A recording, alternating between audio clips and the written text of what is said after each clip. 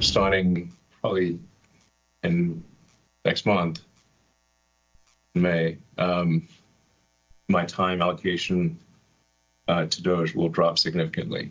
I'll have to continue doing it for, I think, probably the remainder of the president's term, just to make sure that the waste and fraud that we stop does not come roaring back. But starting next month, I'll be allocating far more of my time to Tesla.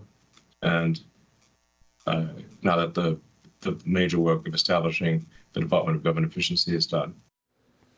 Elon Musk shifting gears, saying that it is time to take a step back from DOGE and focus more on Tesla, admitting that, quote, political sentiment may be hurting the company. Tesla stock still down about 40% since the beginning of the year. That's including today's rally. And frankly, he's got his work cut out for him. Tesla reported a 71% drop in net income in the first quarter year over year. Automotive revenue slid to less than $14 billion in the first quarter, a 20% decline year over year. So, Heather, curious your thoughts on Tesla. To me, you know, we were talking about this all week. Analysts wanted to see if Elon Musk would pivot back to doing, instead of 110% DOGE, a little bit less and a little bit more on Tesla. Is that sort of what you wanted and what you got out of it? Yeah, I think if you're a Tesla investor, you really did want to hear that. And to Elon Musk's point, he says we have been somewhat insulated from these tariffs in terms of the cars we sell in the U.S. are made in the U.S. manufactured plants. But at the same time, he's distanced himself from the issue because he does know the impact on the auto sector as a whole. It's evident here. But I think it's more than just his cars. I think it's his time, obviously, has been taken away from the genius he's put into Tesla and SpaceX. And it's a big initiative that he's taken on as part of DOGE to rein in wasteful government spending and abuse. But at the end of the day, he's had to take a step back. His investors have demanded, hey, we need you over here. Without you, these companies may fail. And we support what you're doing, but you've got to come back to us. And it's also a shame. This is also because of the liberal media and the pressure they put, like, for people to go out and destroy private property, keying his cars, and basically threatened future Tesla owners from buying those cars. That's a shame. Jackie, the good news that I got out of this is this was a quote. Tesla is not immune to the sort of macro demand for cars. So, you know, when there's economic uncertainty, generally people want to pause on buying, like doing a major capital purchase like a car. But absent macro issues, we don't see a reduction in demand. That actually flies in the face of some of the comments that we've gotten about people burning the Tesla, selling the Teslas, never going there. So that actually seemed to me more positive than I thought. Yeah, I mean, the people who have them do love them. And, you know, I think we were talking about yesterday this notion that I was saying maybe he shouldn't make the DOGE back away announcement on the call, but the way he framed it was also not just to reassure investors, but also the employees. We've talked about morale at the company through this kind of tumultuous time.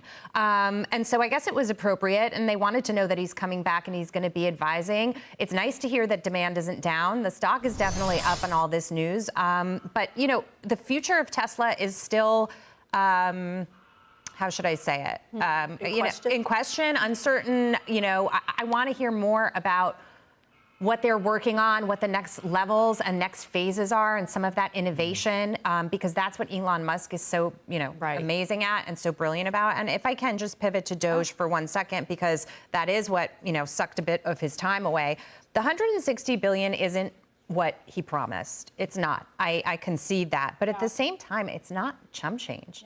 $160 billion a year. If we could save that, if they can get that net figure a little higher, if we can get that into the bill, I think they made tremendous progress here. And even just having the conversation, because everybody got so accustomed to being okay with all the waste and fraud, like, well, that's just part of the system and that's what happens.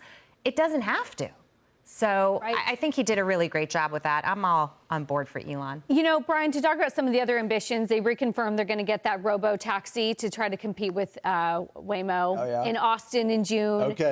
When it comes to Optimus, the humanoid robot, it was interesting, though. He said, we're having a magnet issue. So some of the magnets that go in. I hate those issues. Magnet issues are the worst issues. The problem is the ingredients components in the magnet come from China.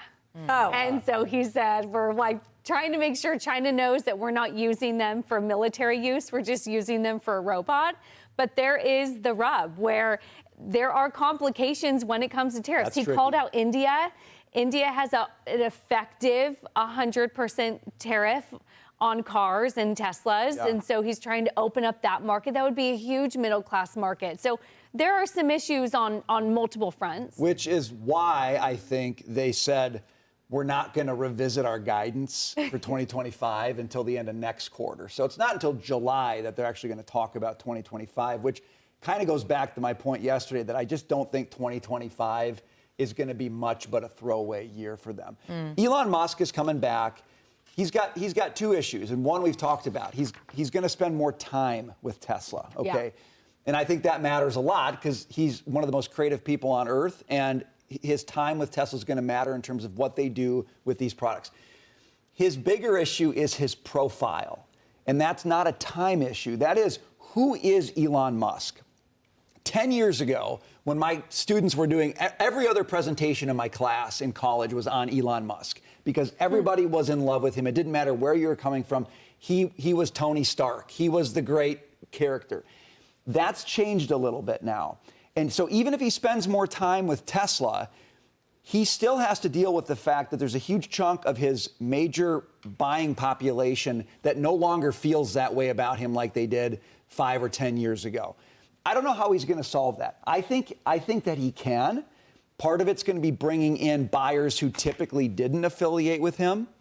And part of it is going to be making these morons who deface dealerships and key cars, isolating them and making the world understand without any question they are morons. You should not want to follow what they're doing. And buying a Tesla is not a social justice move, is not anti-social justice. Buying a Tesla is a perfectly good thing to do. You can feel great about it wherever you are in the political spectrum. That's not an easy lift, but I think he's got to actually do that. So his time's got to translate into that. Just for the record, I had to Google Tony Stark. Yeah, I was going to say, who is that? Iron Man. Iron Man. Yeah. Okay, Dagan, pivot, save us from ourselves. Tesla's not just in the automobile business, it's also in the energy generation and storage business. Yeah. And to quote Ross Gerber, a Tesla investor, looks like energy storage saves some pretty dismal numbers from Tesla. This is a good thing, but it's an emerging problem for Tesla because this business will get hit much harder than the car business by the China tariffs.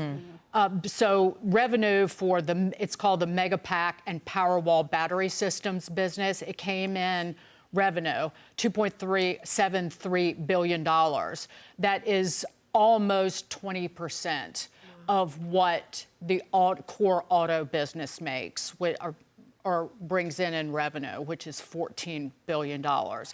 However, the auto business is kind of, although Tesla brings in some parts from China, as one example, for auto assembly here in the U.S., Tesla is the most American-made automobile company. The average total domestic content of a Tesla is 81%.